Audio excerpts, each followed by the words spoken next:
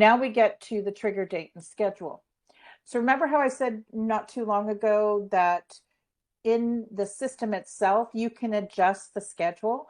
So if the system PM was put into the system and it's paused, and you are going in now to adjust your PM list to your facility, maybe the semi-annual tasks aren't really in July and January. They could be in February and August. You can go in and adjust them.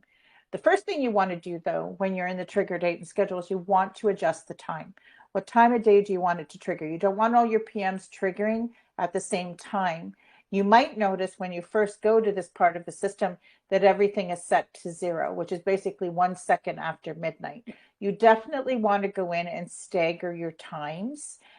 The reason you want to stagger is you don't want them all triggering at the same time, but also too, if you're going to look at the planner is going to have them staggered on your planner. You could have them set up to trigger every 15 minutes, starting at 5 a.m. and finishing at 8 a.m. on a daily basis or weekly basis or monthly basis. Okay. You have the ability then to determine whether they're daily or weekly, monthly, quarterly. So for example, if this is not a quarterly or semi-annual task, but this was daily or weekly, I would go in and I would pick specifically all 7 days of the month if it's day or week, or I would go in and I would do all 5 days or specific days again, and I can set it specifically to months or all months. Okay. Then I can get to a specific day of the month. Okay. So if I want this to trigger the first day of these months, I can do that. If I want it to trigger a certain day like the 8th or the 10th or the 29th, I can go in and I can trigger it specifically. This is probably the most common trigger date and time that we see with customers is this. I can specifically say what day of the week and what week of the week I want it to trigger. And that's because these days sometimes fall on a Saturday or Sunday or maybe on a holiday, and you want to sort of schedule them accordingly. So for example, I could go in and I could put it to the first Monday of these 2 months. I could do the third Monday, I could do the third Thursday, adhering as close to the schedule that you already are doing if you are paper bound right now. Okay, so you're always going to adjust to the schedule that you already adhere to.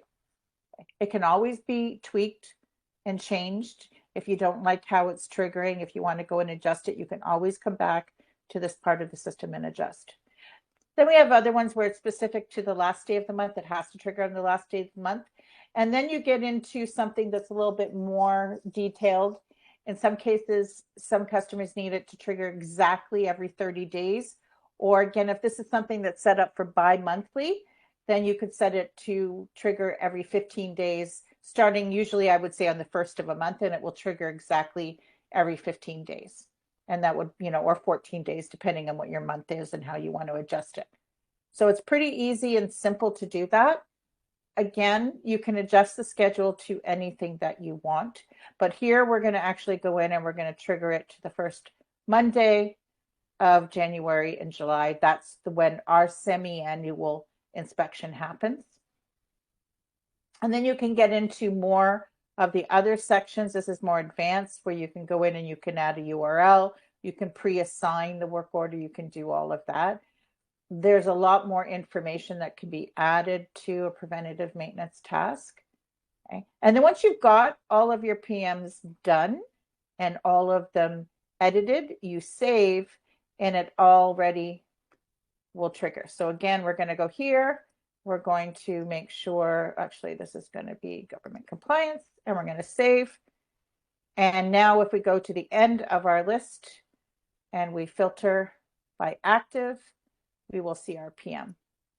And there it's going to trigger, and it's going to become a work order and reset itself to the next date and time. Okay.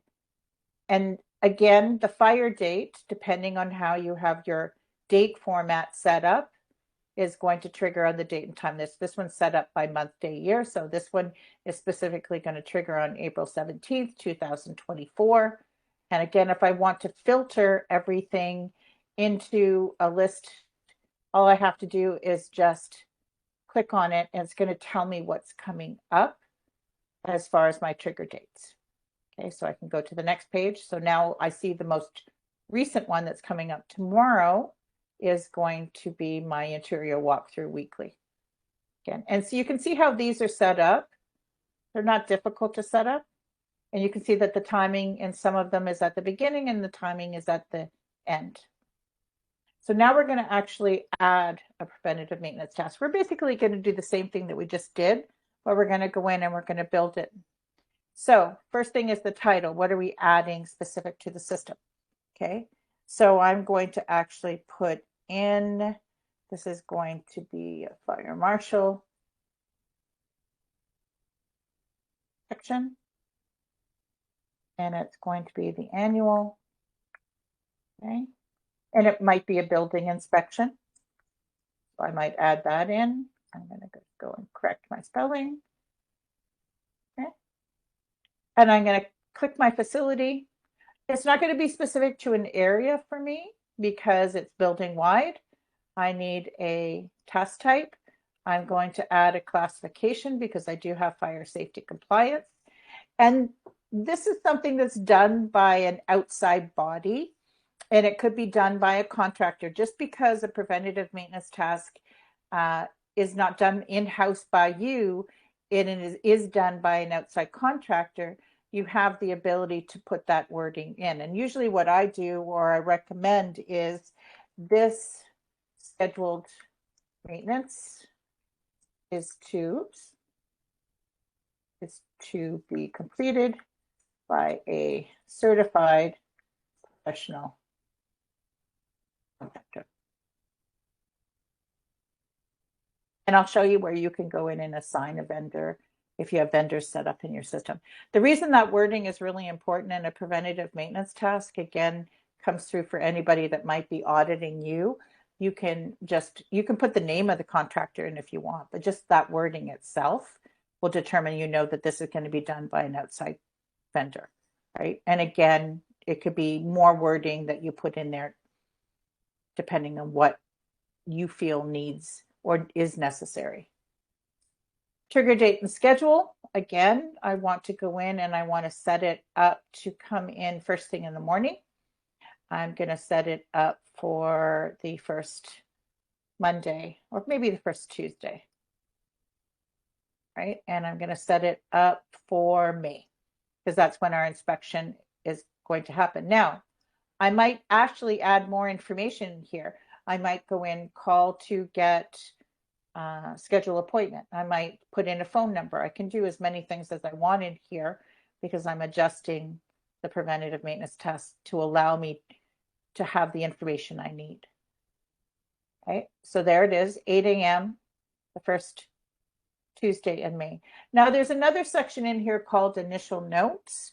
You could put in a little bit more information. You could put in some bullet point things that need to be adjusted rather than having them in the comments section. You can provide like a little mini checklist if you want in here, but it's just providing more information. I don't feel that it's utilized as much as it might have been in the past, but again, you can provide more information.